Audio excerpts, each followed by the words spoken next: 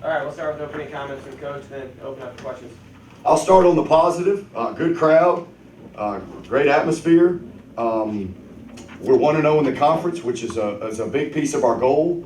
We talked about for the game. If we want to do the things we want to do, then the conference is how you get to that. We won at home, which is another primary goal for what we're trying to accomplish here. That at the end of the day, those were the end results you wanted coming into the game today. We did not play well enough to do the things we need to do here. Penalties, and most of it, I would say probably 99% of it was self-inflicted. It starts with me. We got to do a better job. We got to practice better. We got to have more attention to detail. And we just not going to be able to survive doing that. Those things that what I call self-inflicted wounds. I always preach to our kids: control the controllables.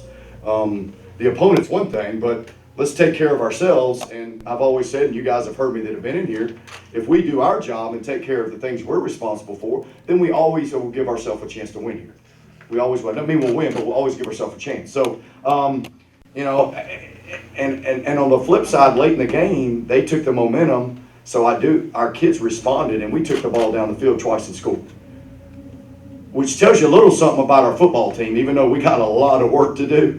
And again, it starts with me. I got to do a better job. We got to do a better job. This just is what it is. But I was proud of the response late in the game when things had really, we come out and, I got after him at halftime. I challenged him and shoot his punt. I think for the most part, defensively, we did a pretty good job, and then we had some lapses at times.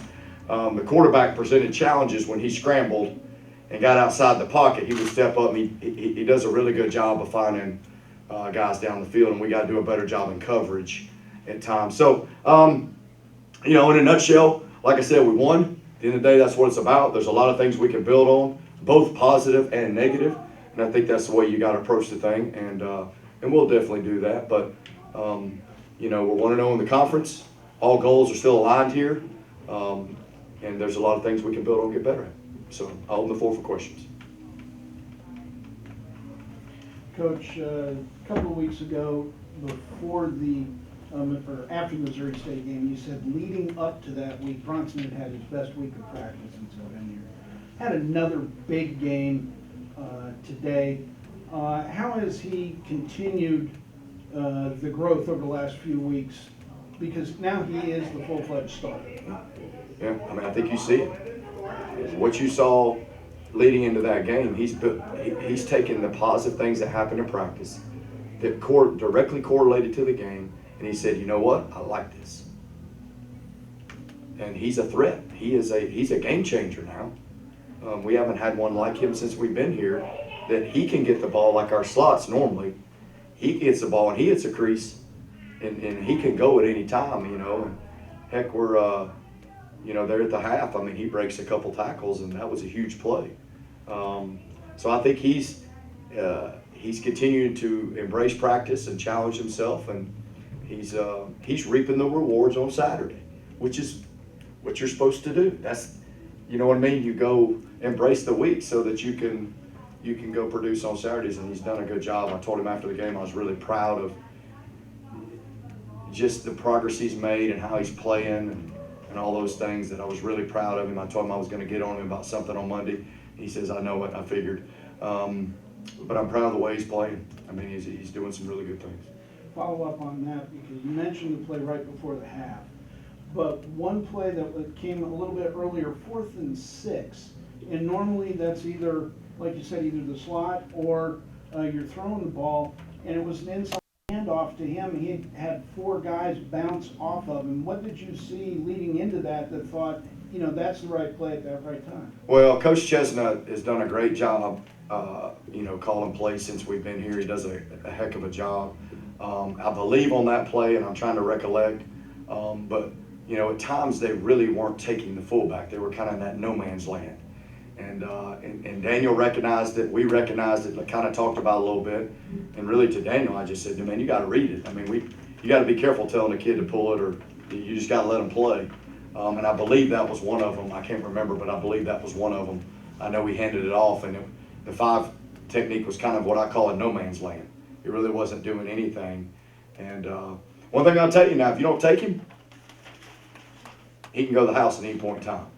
So I think that's going to help us. So, you know, that was a good call by coach and a well-executed play by everybody involved on that. I believe that was the one, John. I'm trying to remember. I got so dang frustrated there for a while. I was probably going blank on some things. But I do know that happened, and that was a huge play in the game, a huge momentum play. I think dual threat quarterbacks are a challenge. I don't care what system they're in or what they do. It doesn't matter because, you know, our biggest fear, if we can keep them in the pocket, we can rock and roll usually, but when they get outside the pocket, and I think we're just going to have to work on the lanes. And then we got to cover up better. That's something we really got to work on, regardless of scramble or not. We got to cover better, and then we got to find a way to seal up some lanes. A lot of his work, you know, he was stepping up in the pocket and then kind of working his way left and right, and he really made a lot. That's where he made a lot of his plays, in all honesty. You know, we were getting some pressure back there. I think a lot of times we got to work on. We go past the quarterback. You know what I mean? We got to do a better job of putting ourselves in better pasture lanes. But I think it's a lot of things you got to work on. I don't think it's just one thing. You know, I think there's things we can work on. Like I said, there's some things we did well, but there's a lot of stuff we got to go get fixed, get better at. You're up 21-0, and from that point, they just kind of take their foot off the gas a little bit, or that seems like that's when you just play. Frustrating. I mean, I got to do a better job. We talked about it coming out of our last game. I mean, the emphasis was 4 quarters. I don't care if we're ahead, behind. You play every play like it's your last. Every rep's a championship rep. I mean, we're going to keep harping it. We ain't going to stop. We're going to find a way to get better at it.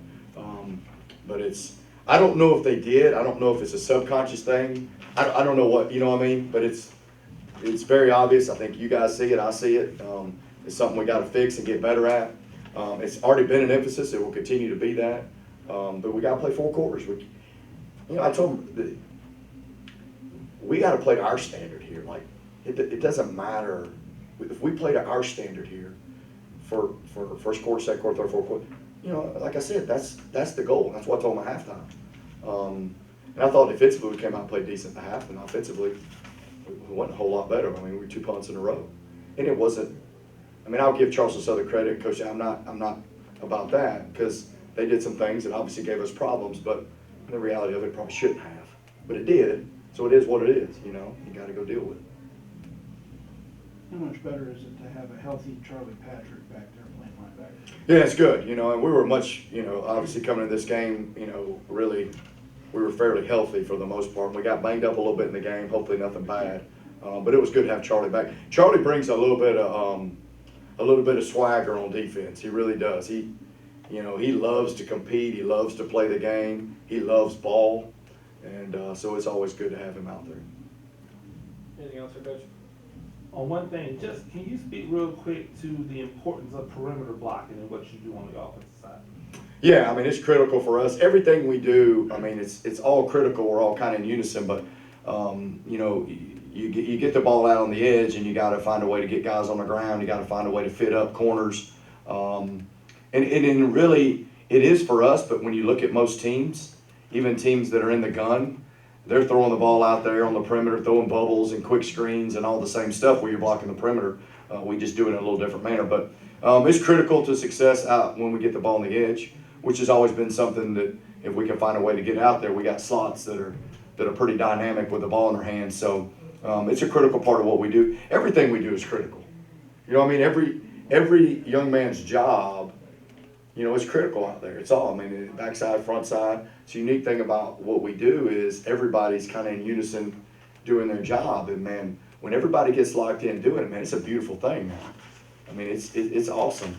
And in the same breath, when guys get out of sync and aren't, then it can look as equally as bad on the other end at times. So, but perimeter blocking is a key component for us, without a doubt.